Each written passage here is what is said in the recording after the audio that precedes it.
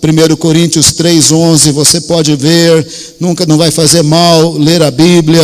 1 Coríntios 3,11, por isso o apóstolo Paulo disse, porque ninguém pode colocar outro alicerce, além do que já está posto, que é Jesus Cristo. Não tem nenhum alicerce além de Jesus.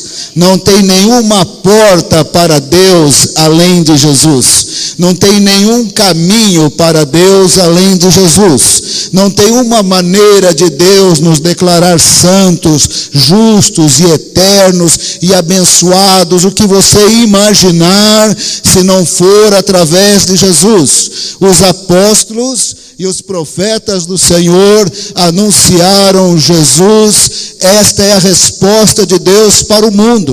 Essa é a resposta de Deus para mim e para você. É a pessoa de Jesus e a sua obra. Se tem uma fórmula de sucesso, ela tem nome, é Jesus.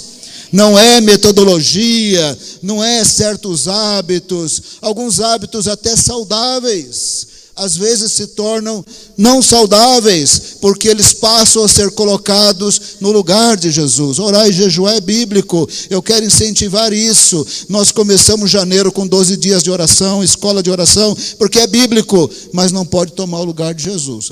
Porque eu orei 4 horas por dia, agora eu terei todas as bênçãos. Você terá bênção por causa de Jesus.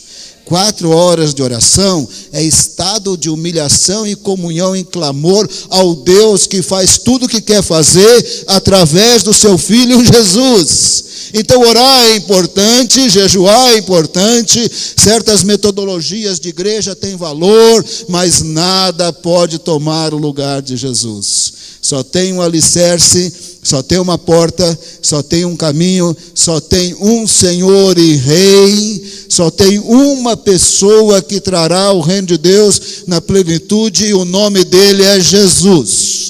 Nós perdemos quando nós colocamos Jesus em segundo lugar, quando nós deixamos de ter comunhão com Jesus, quando nós ensinamos segredo de tudo, e nesse segredo não tem Jesus, nós perdemos, e nós perdemos completamente, porque tudo que Deus fará na minha vida, na sua vida, no mundo e na igreja, é através do Senhor Jesus.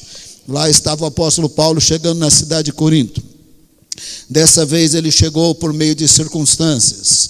Ele foi severamente perseguido na Macedônia, mas implantou rapidamente a igreja dos filipenses, tessalonicenses, dos bereanos. Para trás ficou Lucas, Timóteo e Silas, que foram estabelecendo essa igreja. Depois se encontraram com Paulo em Corinto, por 2 vezes voltaram para a Macedônia. Foi a equipe missionária que estabeleceu mesmo a igreja na Macedônia. E o apóstolo Paulo foi colocado no navio, some, vaza, senão eles vão te matar. E ele foi para Atenas, foi uma bênção. E ele chegou na cidade de Corinto, foi uma bênção. Mas nas palavras do apóstolo Paulo, 1 Coríntios, capítulo 2, verso 3. 1 Coríntios 2, verso 3. E foi com fraqueza, temor e muito tremor que eu estive entre vocês. E não é brincadeira. Paulo não estava escrevendo por escrever. Não faltava para Paulo poder e unção do Espírito Santo. Não faltava oração. Não faltava chamada de Deus. Não faltava convicção da obra de Deus. Mas ele chegou em Corinto com medo, porque tem situações que dá medo. A cidade de Corinto não era qualquer finzinho de mundo, não. Para você ter uma ideia, ela era 3 vezes maior que a cidade de Éfeso. Ela tinha 650 mil habitantes. No mundo antigo isso é cidade gigante. 650 mil habitantes. 2 portos muito importantes, o de Sencreia e o de Licaião. 2 portos importantes, 12 templos. Entre eles, templos grandes. No centro da cidade, um templo muito grande para os adoradores de Apolo. E os adoradores de Apolo, por uma questão histórica, eu tenho que mencionar que eles eram homossexuais. E naquela cultura religiosa dos adoradores de Apolo e no Império Romano, não tinha uma festa, um ajuntamento que não terminava com promiscuidade e embriaguez. E na Grécia Antiga, a despeito de Atenas ser uma cidade universitária, a cidade rica, poderosa, o polo econômico, era a cidade de Corinto, cidade rica. No dia a dia dos gregos, nada de filosofia. No dia a dia dos gregos, mais ou menos como o nosso Brasil e muitos outros lugares, era invocação de divindades, eram possuídos por espíritos, era sacrifícios, era endemoniamento, era pacto com as trevas. E os adoradores de Apolo acabavam terminando também com as suas práticas de promiscuidade, homossexuais, mas na cidade de Corinto tinha um grande templo para a deusa Afrodite, a deusa do amor, com 1000 prostitutas. Adoração Afrodite envolvia também promiscuidades. Os coríntios tinham na sua cultura uma mania de brigar, todo mundo ia para o tribunal.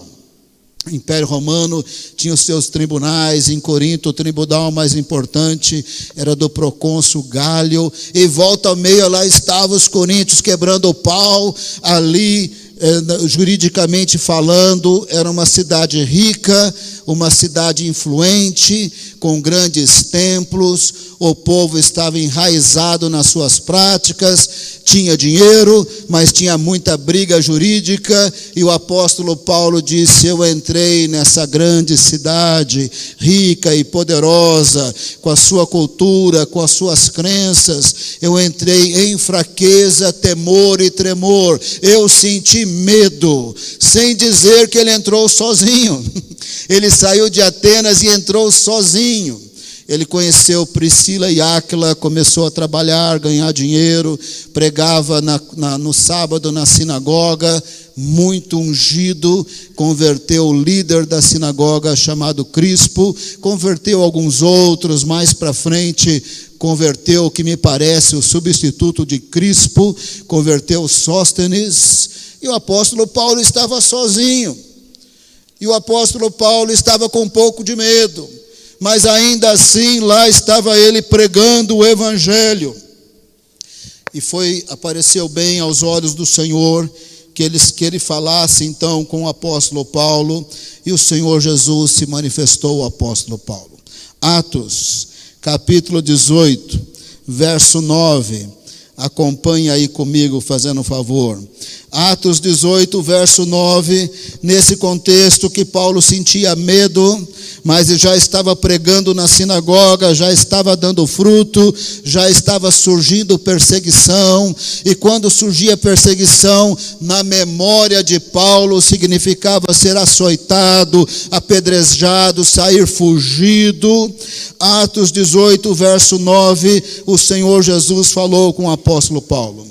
Certa noite o Senhor falou a Paulo em visão: não tenha medo, continue falando e não fique calado. Dependendo da tradução que você está lendo, está escrito aí: não temas, fale e não te cales. Verso 10: pois estou com você e ninguém vai lhe fazer mal ou feri-lo, porque tenho muita gente nesta cidade. Verso 11 diz que ele ficou em Corinto 18 meses. Em Corinto, o Senhor Jesus falou para Paulo: prega e não pare de pregar, fale e não te cales, prega, continua pregando, nessa cidade ninguém vai te ferir. Isso é muito significativo. Possivelmente Paulo estava com medo da cidade e já estava traumatizado de tanto que tinha apanhado. Entre os Gálatas quase o mataram com apedrejamento. Em Filipos ele foi açoitado, ele foi preso, acorrentado. Situações difíceis, complicadas. Mas em Corinto o Senhor Jesus falou: ninguém vai fazer-lhe mal, ninguém vai feri-lo. Prega, não tenha medo da cidade, Não tenha medo do seu poderio. Não tenha medo das ameaças. Não tenha medo do quanto eles estão enraizados naquilo que estão enraizados. Prega, não te cales. Eu tenho povo. Eu tenho povo. Pessoas vão se converter. E Paulo foi obediente. Paulo pregou. E a minha pergunta é, o que ele pregou? 1 Coríntios capítulo 1, verso 17, acompanha na Bíblia. 1 Coríntios capítulo 1, verso 17, Paulo disse: pois Cristo não me enviou para batizar. 1 Coríntios capítulo 1, verso 17, pois Cristo não me enviou para batizar, mas para pregar o Evangelho, não porém com palavras de sabedoria humana, para que a cruz de Cristo não seja esvaziada. Cristo, sabedoria e poder de Deus. Pois a mensagem da cruz é loucura para os que estão perecendo, mas para nós que estamos sendo salvos é o poder de Deus. Jesus falou: Paulo, não temas, fale, não te cales, ninguém vai te ferir, prega. E o que ele pregou no poder e na unção do Espírito Santo? O que ele pregou não por palavras persuasivas de sabedoria humana? Ele pregou o Evangelho, disse: Jesus não me chamou para batizar, já eu explico isso, é para batizar, não teria problema nenhum se ele tivesse batizado, tem um contexto, já eu explico. Ele disse: Jesus não me chamou para batizar, ele me chamou para pregar o Evangelho. E eu preguei o Evangelho sem esvaziar a cruz de Cristo, porque Jesus é a sabedoria e o poder de Deus. E ele disse: porque a mensagem da cruz é o poder de Deus para aqueles que estão sendo salvos. O que ele pregou? O que os apóstolos pregaram? O que os profetas pregaram?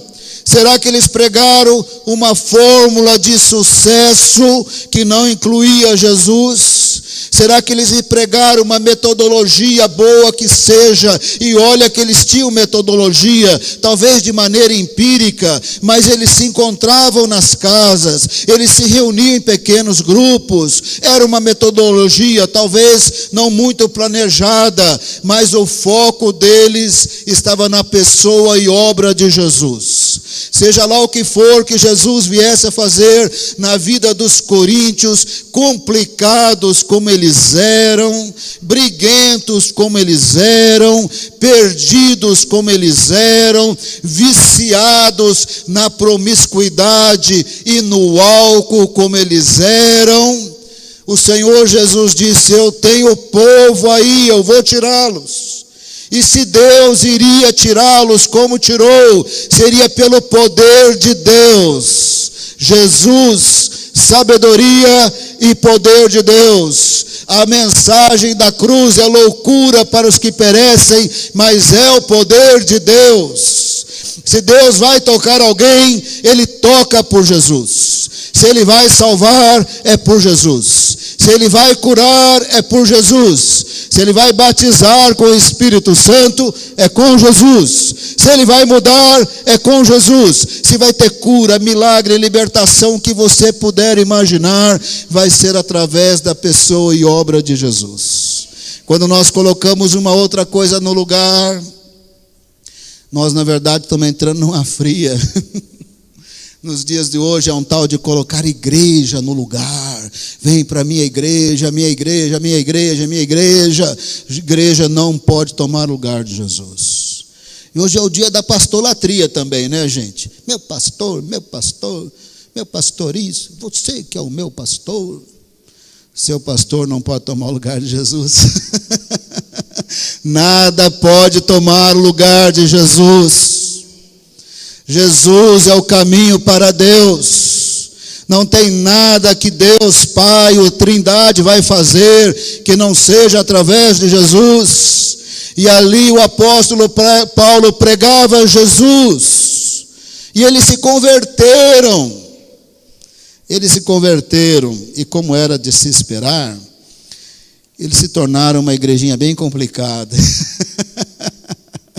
Como pastor, às vezes eu falo, ai Senhor, será que eu vou ler 1 Coríntios e 2 Coríntios, só para eu lembrar de novo que a vida é tão dura, que a vida de pastor não é mole? Será que eu vou lembrar tudo de novo? Se tornou uma igreja complicada, de pessoas imaturas, que volta e meia caíam nas imoralidades passadas, pessoas briguentas, que viviam se processando uns aos outros, um culto completamente bagunçado. Que o apóstolo Paulo teve que dizer para eles, olha, culto tem ordem e decência, para de bagunça. Se entrar um incrédulo aí, vão pensar que vocês estão malucos. O espírito está sujeito ao profeta. Já que vocês gostam tanto de profecia, vai profetizar 5 no máximo. Do 6º em diante, fecha a boca. Virou culto de profecia, culto desorganizado, culto bagunçado, e muita briga, e muita imoralidade, e pseudos dons do Espírito Santo, que eram dons da carne, muita briga e muita divisão. E Jesus disse, prega, fale, não te cales. E Paulo pregou o evangelho, porque Jesus podia mudá-los, Jesus podia transformá-los, e eles se converteram para ser uma igreja difícil e complicada. Era como se nós falássemos para o Senhor, Senhor, não dá para a gente negociar esse negócio, não dá para o Senhor melhorar um pouco? O Senhor disse que tinha um povo, mas não podia ser um pouco melhor este povo. Sabe qual foi o erro dos coríntios? Também dos romanos, também dos gálatas, também da igreja ao longo dos séculos, e de nós evangélicos no Brasil, que estamos sempre colocando alguma coisa no lugar de Jesus. Sabe qual foi o erro? Tirou o foco de Jesus. Colocou o foco numa coisa boa, mas que não pode substituir Jesus. Só Jesus faz o que ele faz. Metodologia não resolve. Inventação de segredo, de vitória também não resolve. É a pessoa e obra de Jesus. Ele é Deus, Ele é Senhor, Ele é onipresente, Ele está entre nós pelo Espírito Santo de Deus. E o que Deus vai fazer é através de Jesus, não tem outro jeito. É fácil falar dos coríntios, mas nós fazemos iguais. E os coríntios, que colocaram no lugar de Jesus, colocaram os apóstolos. 1 Coríntios capítulo 1, verso 12, acompanhe na sua Bíblia. O problema dos coríntios é bem atual, também é o nosso problema. 1 Coríntios capítulo 1, verso 12, eles colocaram os apóstolos no lugar. É coisa boa, os apóstolos são coisas boas, mas não pode tomar o lugar de Jesus. Com isso quero dizer, 1 Coríntios 1, 12, com isso quero dizer que algum de vocês afirma, eu sou de Paulo, Paulo era bom, não podia tomar o lugar de Jesus. Eu sou de Apolo, Apolo era maravilhoso, expositor da Bíblia, maravilhoso, não podia tomar o lugar de Jesus. Eu sou de Pedro, Pedro é bom, não podia tomar o lugar de Jesus. Eu sou de Cristo, e aqui tem uma dimensão negativa no contexto, não de Cristo no sentido bom. Aquelas pessoas que revestem a sua rebeldia e desobediência, que não se conecta à igreja nenhuma, a lugar nenhum, a liderança nenhuma, a movimento nenhum. Eu sou de Jesus, ele fala diretamente comigo, e eu faço o que eu quero, quando eu quero, do jeito que eu quero. Ninguém manda em mim, pronto, acabou, ninguém me aconselha. Parece muito espiritual. Mas a espiritualidade é, na verdade, desobediência e rebeldia revestida de espiritualidade. A pseudo-espiritualidade estava tomando o lugar de Jesus. Vai dar errado.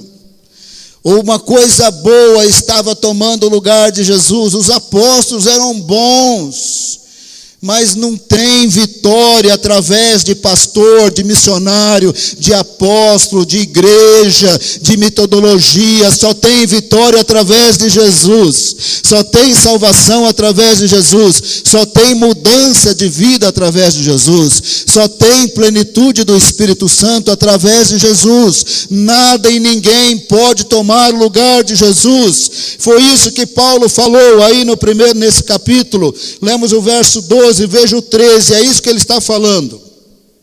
1 Coríntios 1,13. Acaso Cristo está dividido? Foi Paulo crucificado em favor de vocês? Foram vocês batizados em nome de Paulo?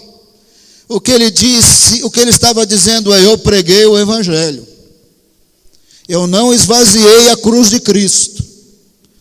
Para os que estão sendo salvos é o poder de Deus. Jesus, sabedoria e poder de Deus. Quer conhecer Deus é através de Jesus. Quer ser purificado, declarado justo, salvo, é através da obra de Jesus na cruz. Pois a mensagem da cruz é loucura para os que perecem, para os que estão sendo salvos, é o poder de Deus.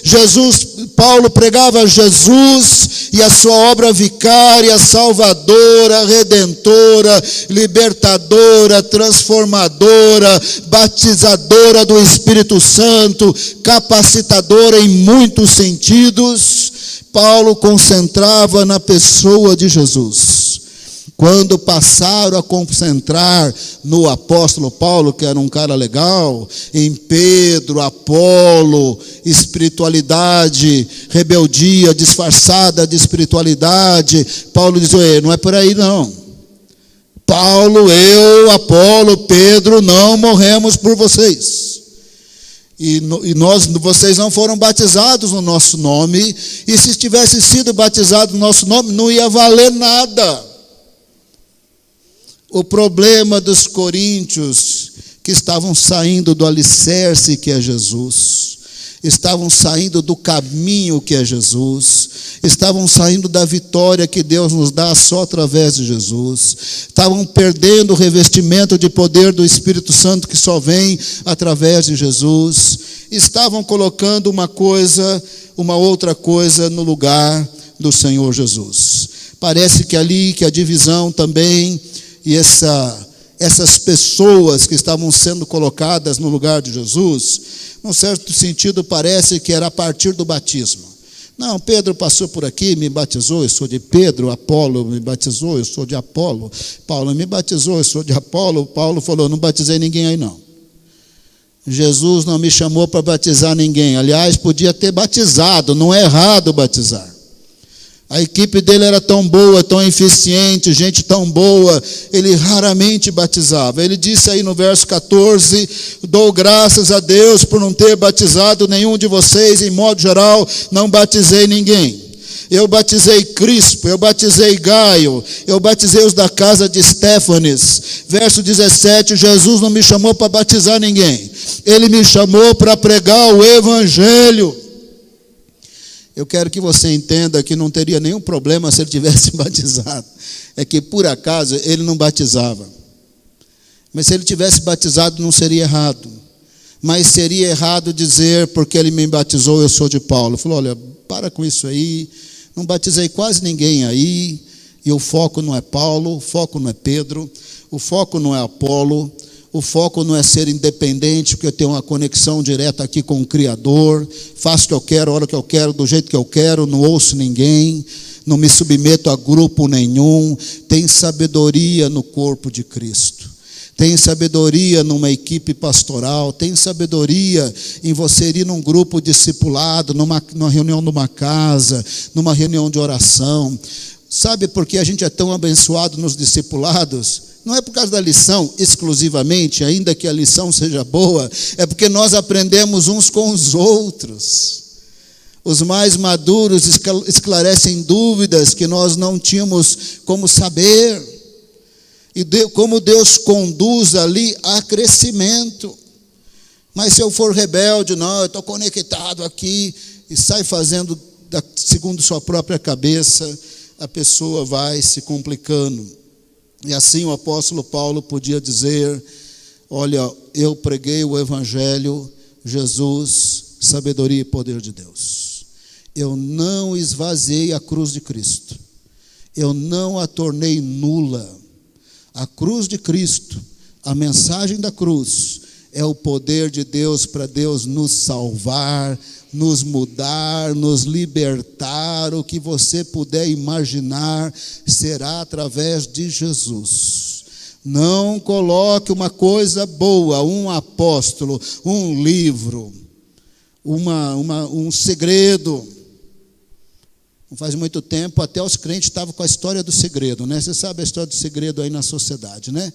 O segredo é você ficar mentalizando: vou ficar rico, vou ficar rico. Deu sucesso aí em São Paulo, no Brasil inteiro. Tinha até pastor pregando em segredo. Se você ficar mentalizando e falando em nome de Jesus, o segredo, faça o meu favor.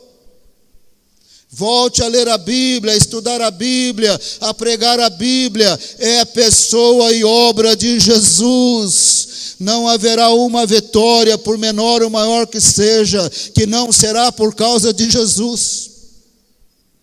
Porque é assim, o apóstolo Paulo podia dizer no final do capítulo, mesmo capítulo, verso 31, para que, como está escrito, quem se gloriar, glorie-se no Senhor. Não tem uma pessoa. Muitas pessoas ficaram orgulhosas diante de Deus por causa do nosso pecado.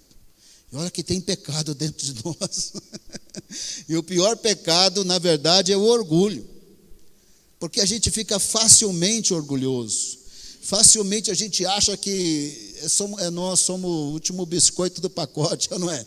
A gente acha que está tudo girando em torno da gente.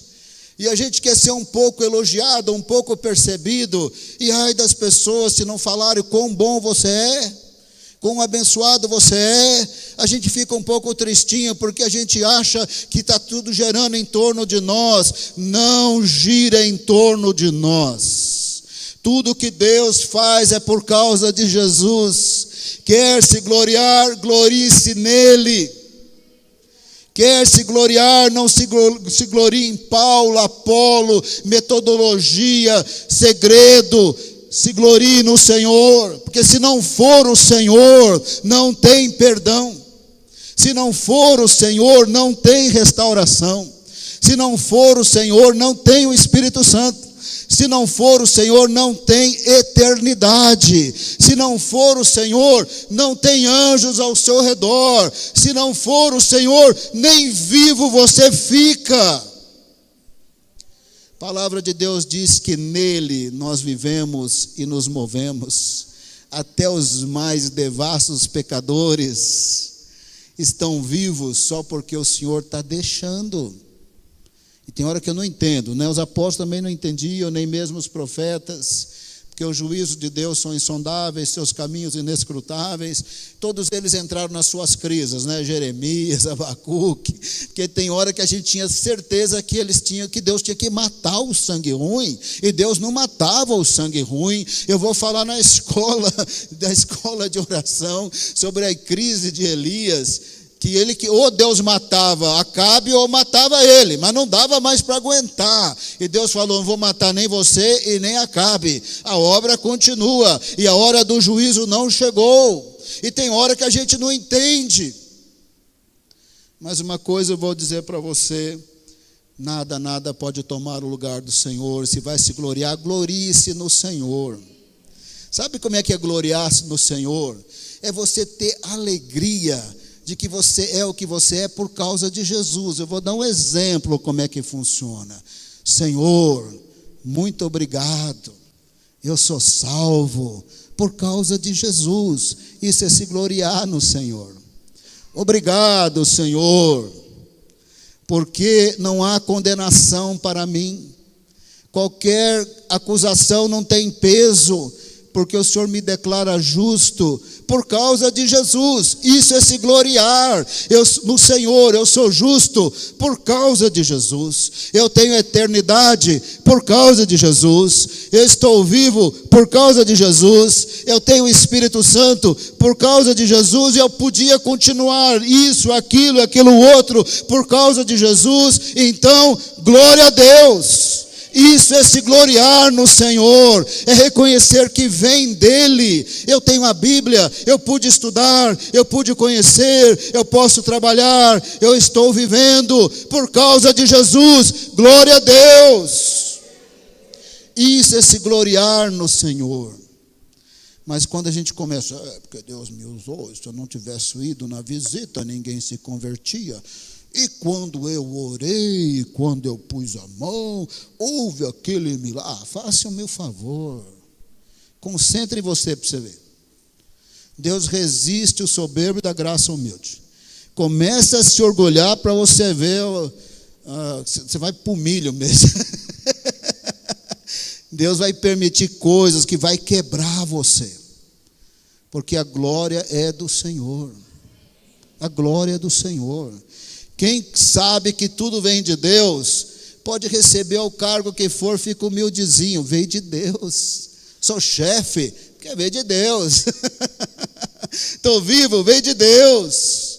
Tenho conhecimento para fazer o que eu faço, ganhei as experiências que eu ganhei, veio de Deus. Glória ao Senhor. Quando começa a ser o vídeo, aquilo outro. Você já viu esse com currículo poderoso, desempregado, até Deus quebrar ele. Pois Deus dá emprego para ele, porque Deus é bondoso, Deus é misericordioso. Assim Paulo estava lembrando, olha, vocês estão perdendo. Vocês são esses crentinhos enrolados aí que vocês são, porque vocês tiraram o foco de Jesus. Pedro não vai transformar ninguém. Paulo não vai transformar ninguém. Vocês podiam estar vocês podiam estar melhor. Vocês estacionaram, porque vocês passaram a substituir Jesus. Vocês estão salvos por causa de Jesus, mas não estão libertos como poderiam, nem transformados, nem são usados. Vocês tiraram o foco de Jesus. Capítulo 1 de 1 Coríntios, verso 2.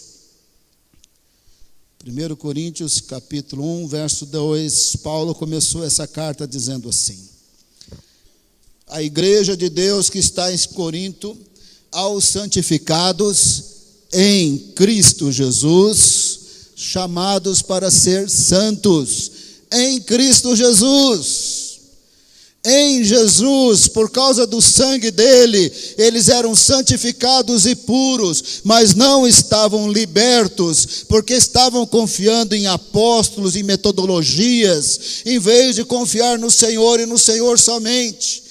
Eles queriam ser salvos em Jesus e ser santos, seja lá como for que queriam ser, não estava funcionando. O perdão vem do Senhor, a libertação vem do Senhor, a mudança de vida vem do Senhor. Só há santificação na Bíblia em Cristo Jesus. Não há santificação por meio de obras, por sangue de animais. Só há santificação em Cristo Jesus. Não importa o pecado, se você se arrepender, Deus te perdoa e você é declarado justo em Cristo Jesus. E se você tiver com dificuldade, você pode falar: Senhor, eu estou com essa dificuldade, eu preciso de libertação. Jesus, sabedoria e poder de Deus, liberta-me, e ore e busca que o poder de Deus se manifestará. Ele é o Deus que liberta de tudo, mas tem que querer ser liberto em Cristo Jesus. Se não focar que é no Senhor e através do Senhor, sabedoria e poder de Deus, a gente vai para o nível baixo. Nível baixo é a igreja de Corinto. Tinha tudo e não tinha nada, porque focava em apóstolo, focava em metodologia, ficaram uns crentinhos enjoados, chato, mão de vaca para as coisas de Deus, porque não cresciam nas coisas do Senhor, porque tiraram o foco de Deus. Verso 2, santificados em Cristo Jesus. Não há nenhum perdão, nenhuma salvação, nenhuma vitória, nenhuma libertação, nenhum dom, nenhum ministério, nem anjos acampando ao seu redor, nenhuma vitória que não seja em Cristo Jesus. Verso 4. Sempre dou graças ao meu Deus por vocês, por causa da graça que dele receberam, graça de Deus em Cristo Jesus. Sabia que não há nenhuma graça de Deus que não seja em Cristo Jesus? Não tem nenhuma graça. Você é salvo pela graça por causa de Jesus. Você é selado com o Espírito Santo por causa de Jesus. Você pode ser não só perdoado e liberto por causa de Jesus. Você só tem eternidade por causa de Jesus. Você só vai ser arrebatado por causa de Jesus. Você só vai receber um corpo glorificado por causa de Jesus. Quando chegar no céu, beija o pé de Jesus. Sem Jesus você não é nada. Já está planejando como é que eu vou encontrar com Jesus. Já falei para vocês, né? Sabe quando tem aquele gol da Copa do Mundo, que os jogadores um pulam em cima do outro? Eu estou planejando pular em cima de Jesus. Estou falando sério. De alegria. Quando eu ver Jesus, eu vou correr, vou pular em cima dele. Depois eu entro em crise. Lá no mundo espiritual, um pula em cima do outro, não sei. Acho que não vai dar para pular. E às vezes eu penso que eu vou pular em cima de Jesus de alegria, mas que ele vai falar para mim: Silas, primeira e última vez que você faz isso aqui nas regiões celestiais. Você acabou de chegar para ir pulando em cima de mim assim. Mas eu acho que eu não vou fazer isso. Eu acho que eu vou ajoelhar, vou chorar, porque na Bíblia é assim. Quando o pessoal vê a glória de Deus, eles desmontam, irmãos. E quando vê a glória de Deus mesmo, eu não sei explicar, dá um certo temor, eles se encolhem inteiro. Quando Deus falou para Elias: sai da caverna, eu vou falar com você, Elias saiu, cobriu o rosto. Apesar que eu falo que eu vou sair correndo em cima de Jesus, fica sabendo que eu acho que eu vou desmoronar. Não vai acontecer. Mas eu penso muitas vezes, quando vai ser a primeira vez que eu ver o Senhor Jesus, tudo vem dele. Então não sei como é que vai ser. Se ele tem pé lá nas regiões celestiais, eu estou querendo beijar os pés dele, mas não sei se vai dar. Eu quero fazer alguma coisa lá para dizer que eu estou muito grato. Mas até eu chegar lá, eu estou falando aqui na terra mesmo, irmãos. Eu falo ali na sala de oração, eu falo durante meu período de oração, quão grato eu sou por Jesus. Que se não fosse o Senhor Jesus, eu não teria nada, eu nem estava vivo talvez. Eu não seria nada, eu não seria ninguém. Deus pode usar igrejas, ministérios, pessoas, sou grato por eles. Mas eu não receberia nada do Senhor se não fosse por causa de Jesus. Nós temos que ser gratos por causa dele. Verso 4 diz que eles foram agraciados em Jesus. Sem Jesus não tem graça de Deus para nada. Verso 5, eles eram analfabetos no primeiro século, no geral. Pois nele vocês foram enriquecidos em tudo, isto é, em toda palavra, em todo conhecimento. Você quer ter palavra, conhecimento, sabedoria? Também vem de Jesus. E não precisa ser estudado. No primeiro século eles eram analfabetos. Claro que eles eram ensinados na sinagoga, mesmo para aquela realidade analfabeta. Mas eles podiam receber conhecimento e sabedoria. Você já não conversou com gente que teme a Deus, analfabeto, que você fica com vergonha? Já falei isso algumas vezes, quando eu conversava com o tio João, que não tinha estudado, eu ficava muitas vezes envergonhado. Falei: Senhor, eu fui para a Inglaterra, eu estudei grego, eu estudei inglês. E às vezes bastava uma palavra, uma sentença, e você já sentia a presença de Deus. E você falava assim: como pode esse homem que não estudou ter essa compreensão? Como ele pode, nesse momento, dar esse conselho? Muitas vezes eu fiquei impressionado pela sabedoria de Deus na vida do tio João. Verso 6, pois nele vocês foram enriquecidos em tudo, é em Jesus, nele. Verso 7, não vai faltar dom nenhum para vocês. Verso 8, se focassem em Jesus ia cumprir isso aqui. Ele os manterá firmes até o fim, de modo que vocês serão irrepreensíveis. Bem aqueles briguentos, imorais, desobedientes, de culto desorganizado, uma bagunça só na cidade de Corinto. Paulo disse para eles: em Cristo vocês se tornarão irrepreensíveis. Em Pedro, Paulo e Apolo, fica do jeito que está. Não tem uma bênção, por menor ou maior que seja, uma transformação, um milagre, uma libertação que não seja em Jesus. Foque em Jesus. Ame o Senhor Jesus. Agradeça ao Senhor Jesus. Fala que você é muito grato a Ele. Não tem assim, não fique economizando palavra para falar com Jesus. Você fala assim: tu és o meu Senhor, meu Salvador. Fala isso todo dia. Fala: o Senhor é uma fonte de bênção, uma fonte de vida, minha fonte de eternidade. O Senhor disse que aqui, referindo-se ao Espírito Santo, ia fluir de dentro de mim um rio de água viva. Me dá eu quero ser rico aí, Senhor, dessa sabedoria aqui, desse conhecimento. Eu não quero faltar dom nenhum.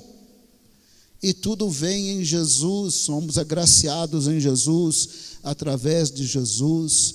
Este é o Evangelho da Bíblia. Qualquer outra pregação que desfocou de Jesus não é mais o Evangelho da Bíblia. Desculpa falar, e às vezes até nas nossas igrejas evangélicas estão pregando outra coisa, mas não é mais Jesus. Tem culto que eu vejo por aí afora que nem o nome de Jesus é mencionado, nem a cruz de Cristo é mencionado, nem o seu sacrifício, nem a necessidade de arrependimento é mencionado. É só faz a campanha, vai ter milagre, faz a campanha, vai ter milagre, e daí? Vai ter a milagre em Jesus, através de Jesus. Tem que apresentar Jesus nos cultos, tem que falar de Jesus nas casas, tem que falar da sua pessoa e obra, porque terá milagre sim em Jesus. Terá vitória em Jesus, vida transformada em Jesus. Qualquer fórmula de sucesso sem Jesus pode dar um resultado numérico, mas a palavra de Deus diz que as nossas obras serão julgadas. Nós, crentes salvos, vamos nos apresentar diante do tribunal de Cristo. Estamos salvos, mas Ele vai julgar as nossas obras. O que a gente fez na inveja, nos ciúmes, na competição, na fórmula do sucesso sem Jesus, vai queimar tudo. Boa ideia aí que você teve, mas aqui para as regiões celestiais não funciona. Isso aqui que funciona é Jesus aqui. O que sobra é que foi pelo Espírito Santo por causa de Jesus. Amém? Então você pode tomar a ceia, porque você toma a ceia por causa de Jesus. Se você arrepende dos seus pecados, Ele te perdoa por causa de Jesus. Se você pode tomar a ceia porque você declara do justo por causa de Jesus. E se você precisa de uma libertação, Ele te liberta por causa de Jesus. E se você tem um perdão para dar e está difícil de dar, fala assim: eu vou liberar esse perdão aqui por causa de Jesus, o Senhor vai me ajudar. Perdoo tal e tal pessoa, e eu quero que seja de sincero, e vai perdoando por causa de Jesus, agraciado por Jesus, que Deus vai completar a obra na sua vida. Amém? Você vai receber alegria durante a ceia por causa de Jesus. E nem vou precisar animar auditório aqui, porque eu também nem sei animar auditório. Mas quando você estiver tomando a ceia, o Senhor vai alegrar o seu coração por causa de Jesus. Você vai sentir a paz de Deus por causa de Jesus. Você sabe que a gente é curado até por causa de Jesus? Está lá em Isaías 53, mencionado em Mateus 8,17. E essa aplicação clara que Mateus pôs. E se Mateus pôs, está na Bíblia. Porque tem teólogo aí que discorda. Mas se eu tiver que concordar com o teólogo e com Mateus, eu fico com Mateus. Mateus deixou claro. Jesus estava curando para se cumprir o que disse Isaías: pelas suas feridas somos sarados. Você é sarado até por causa de Jesus. que tendo redimido você das trevas, você está no reino de Deus. Você não está na plenitude do reino de Deus, mas você já está no reino de Deus. E porque você está no reino de Deus, Deus manifesta cura.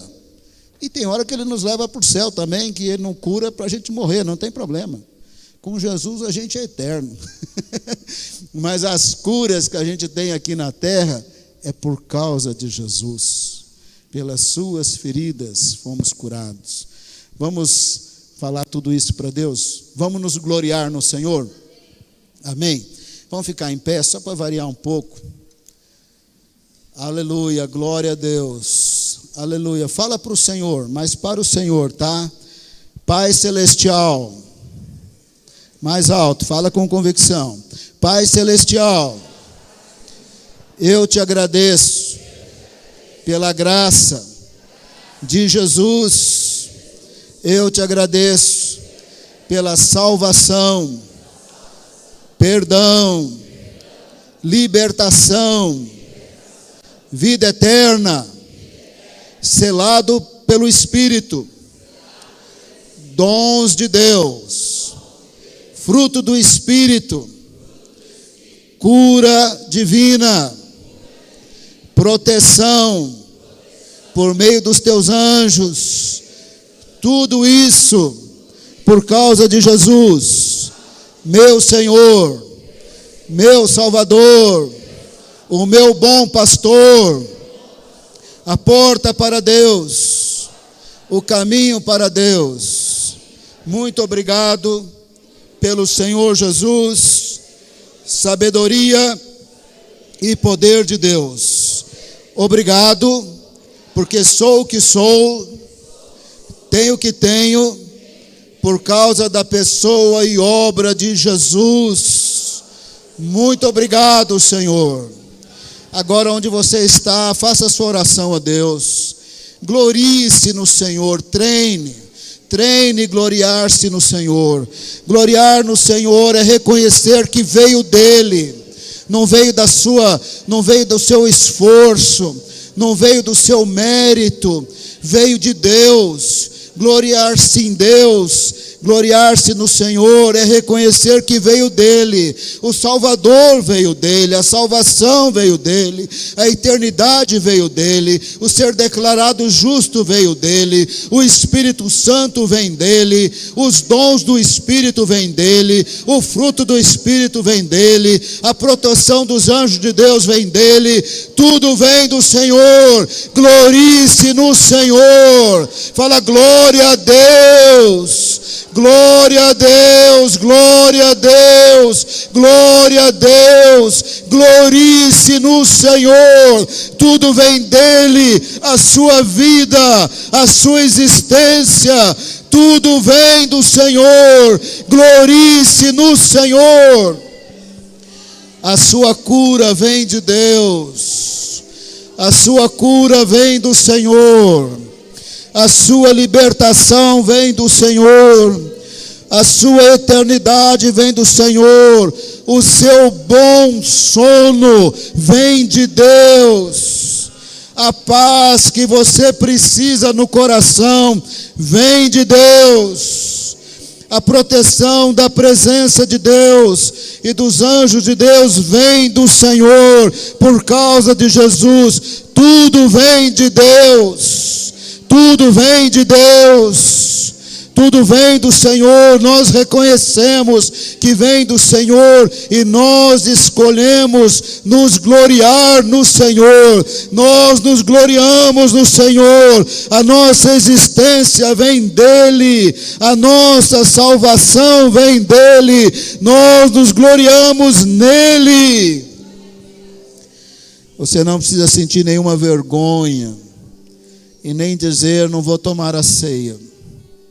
Arrepende-se do seu pecado, porque você é declarado justo em Jesus, você é purificado no sangue dele. Quando você confessa, como já confessou com a sua boca, que ele é teu Senhor e Salvador, e você se arrepende, ele te perdoa de todos os pecados. E você é amado, é recebido como filho. Em Jesus você é liberto. Em Jesus você é liberto. O Senhor te conhece, Ele conhece cada um de nós. Nós não somos muito diferentes, nós somos pecadores. E o Senhor sabe que nós não nos salvaríamos, por isso Ele enviou um Salvador para nos salvar. Nós somos salvos nele, não porque não temos os nossos pecados, que às vezes se repetem, certos padrões se repetem em nossas vidas, mas o Senhor te declara justo em Jesus, te perdoa em Jesus, te liberta em Jesus você é digno. Em Jesus você é digno. Em Jesus a paz do Senhor repousa sobre você. Em Jesus o poder curador de Deus repousa sobre você. Em Jesus a paz do Senhor vai te alcançar. Você vai dormir melhor, você vai perceber, porque é o Senhor, não é nós. É o Senhor. Não coloque nenhuma fórmula de sucesso no lugar de Jesus. Não coloque nenhuma fórmula, nenhuma metodologia. As metodologias têm valor. Até essa igreja tem metodologia também.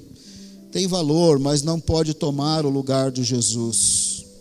Nada pode tomar o lugar de Jesus. Se deleite no Senhor. Converse com Jesus. Fala que você quer amá-lo. Fala muito obrigado, porque sou o que sou por causa do Senhor. Eu tenho o que tenho por causa do Senhor. Se o Senhor estivesse aqui, eu ia beijar os pés do Senhor, porque eu não seria nada sem o Senhor. Eu ia pular em cima do Senhor. Pode falar isso para Jesus. Eu estou planejando, eu não sei como é que vai ser, mas eu estou planejando como é que quando eu encontrar o Senhor Jesus, eu sou eternamente grato por Jesus. Eu nem estaria vivo se não fosse por causa de Jesus. A minha vida não teria sentido, eu não faria nada que eu faço se não fosse por causa de Jesus. Eu não teria motivação. A minha motivação é que Cristo tem que ser proclamado, porque Ele é o único caminho para Deus. Ele tem que ser demonstrado, essa é a minha motivação. Senão eu não ia ser pastor, eu ia fazer outra coisa. Mas eu não consigo não ser pastor, porque eu me entreguei para o Senhor, para que o Evangelho seja pregado entre todos os povos, em todas as nações, porque Jesus é o caminho para Deus, não tem outro, não tem outro. Desenvolva um relacionamento com o Senhor. Fala, eu te amo, Jesus, eu tenho fraquezas, me perdoa, me liberta, o Senhor sabe quais são. Eu sou grato ao Senhor, eu sou o que sou por causa do Senhor, por isso eu me glorio sim, mas eu me glorio no Senhor. Me glorio no Senhor porque sou o que sou por causa do Senhor. E relacione-se com Jesus, conheça Jesus, ame Jesus. Não coloque ninguém no lugar de Jesus, nem que seja o seu pastor.